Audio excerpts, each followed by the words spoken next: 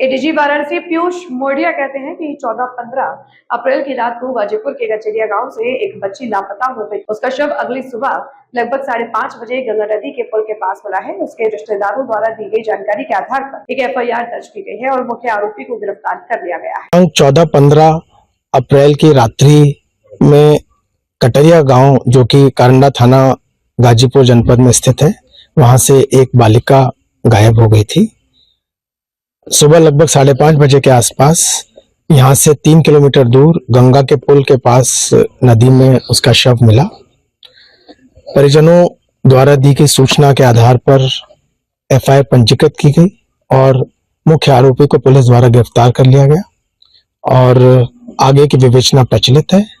इस संबंध में मैं और मेरे सभी अधिकारी, हमारे पुलिस अधीक्षक, डीआईजी जिले के डिस्ट्रिक्ट मजिस्ट्रेट और मैं स्वयं, हम सभी लोग मृतका के परिजनों से मिले। उनके पिताजी से काफी लंबी बातचीत हुई। उन्होंने पूरे घटनाक्रम से हमें अवगत कराया और उसी के आधार पर कार्रवाई अब तक की गई है। उन्होंने अपनी संतुष्टि भी प्रकट की, साथ ही ये भी अनुरोध किया कि फास्ट ट्रैक कोर्ट कराकर इस आरोपी को जल्द से जल्द सजा दिलाई जाए।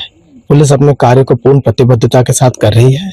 मैं आपसे ये भी अनुरोध करना चाहता हूं कि इस घटना के बाद कुछ राजनीतिक दलों द्वारा, कुछ भारी तत्वों द्वारा गांव में अशांति फैलाने का प्रयास किया गया और जो मुख्य तथ्य हैं जिनके आधार पर पुलिस द्वारा कार्रवाई की जा रही है, उनसे हटकर कुछ अन्य बातें बताकर परिजनों की भावनाओं को इंस्टिगेट करने का प्रयास किया गया।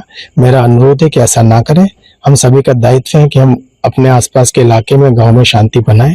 यदि शांति भंग करने को कोई भी प्रयास करते हैं तो हमें प्रतिकूल कानूनी कार्रवाई करने पर बाध्य होना पड़ेगा।